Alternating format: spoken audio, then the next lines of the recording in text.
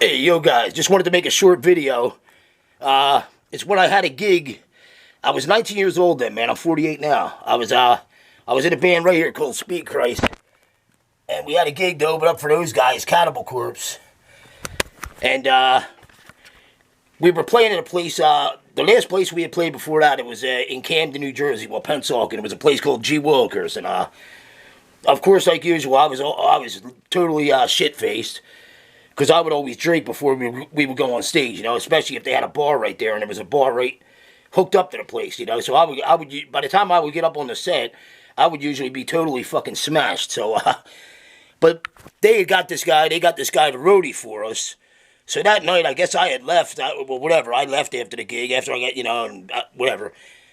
Probably went out drinking more or something or whatever, and whatever else. But, next thing you know, the guys told me, that my cymbals got stolen. I said, yeah, my fucking cymbals got stolen. I said, well, you better give me my fucking money for my cymbals, because they were the guys that fucking got this, they got this dude Lou to roadie for us. And I liked the dude, but I don't know, that was weird. But I said, I better get my fucking money, that's all, and I did get my money. I'm not going to get into that, but, when it came time to fucking go to the gig, because I figured, you know what, fuck you assholes. So I told them, I said I would meet them there. They were going to come pick me up. I said, I'll meet you up there. And it was all the way up in Pennsylvania, a place called the Cell Block. And I think that's Pennsylvania or New York, whatever. I think it's Pennsylvania, way up there. And, yeah. And, so I said, I'll meet you guys up there. I got a ride. And I think they knew I was kind of lying. To make a long story short, I never went. I figured, fuck you, whatever, fuck you. So I probably should have went because I had a chance to open up for Cannibal Corpse, but whatever. I never really liked them anyway. I mean, that's not, I was never too into death metal, even though I've been in a couple death metal bands. Because after that, I was in a band, Insane, and I love metal. But the kind of metal I like is more, I like the old school metal. There you go. Ozzy, Metallica, Megadeth, even Slayer. I don't like Slayer the way I used to. I still like them, but not like I used to. Here's a band I really love. Motorhead, Black Sabbath, there's my favorite band. Megadeth, Anthrax, Oh, here we go, right there. I love the old school heavy metal and thrash metal and stuff like that, but yeah. So whatever, there you go, Judas Priest. Yo. But death metal, I mean, there's certain riffs that I like, but whatever. Now I'm getting off track.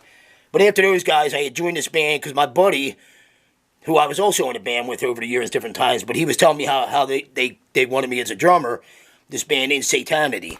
And I ain't for all that Satan crap, but, even though I still listen to band like King Diamond, and I used to really be into Merciful Fate, but whatever. So man, I'm losing track. Yeah. So I wound up joining the band in Satanity, and then but then I left that band after a while, after like a year. And it's funny because the following year, my one guitar player, Mike Bogish, who used to play in Nuclear Assault. Now there's another band I love. They were one of my favorites growing up too. Testament, Overkill, a lot of Exodus. But Mike used to play for them, play for Nuclear Assault. And then after Nuclear Assault, a death metal band that he was in, and he's really into death metal. But killer guitar player, man, and killer riffs, man. A couple of my guitarists in, they are real into the death metal, but they play killer riffs.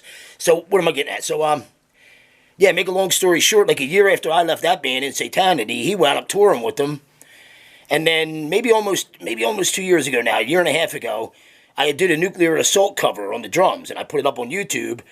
And then Mike said, oh yeah, I used to play in Nuclear Assault, blah, blah, blah, back in whatever, maybe 84, 85, I forget. But, so we started talking. Next thing you know, we started collaborating with stuff, and then we got together with some other guitar players, and my buddy Trevor, my buddy Deadman, and my buddy Paul. There's a few of us now, and then we just call it like Rick Animal and the Mad Axeman, But my buddy Trevor was like, oh, what do you think of that name? What do you think of the name calling it Rick? I said, shit, you're putting my name in the front? I'm cool with that. But I was like, yeah, whatever. But and I thought the Mad Axeman, that sounds cool, So, all right, man, that's how I thought this was going to, holy crap, it's almost 5 minutes.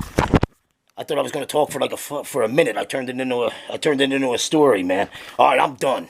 See you guys. Stay metal, man. Fucking A. Yeah. Oh. There we go, man. Hey, who is that guy? Leave it in the comments, guys. Tell me who that is right there. Most of you will know that. Alright, anybody who's real into metal will know who that is. Alright, guys, stay fucking metal. There's my timer, see? So for all you fucking assholes who always got shit to say, oh, electronic drums ain't real drums, and blah, blah, blah, blah, blah, blah, blah. Yeah, well, there you go. There's my fucking timers, you know? And I've had plenty of other, whatever. There you go, man. Black Sabbath, fucking A. I had a black fucking timer set like this when I was younger, man. Same type, too. Timer Rockstar. Alright, guys, stay metal.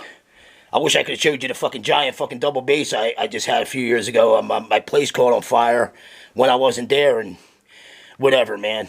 Gotta do what you gotta do. Alright, stay metal.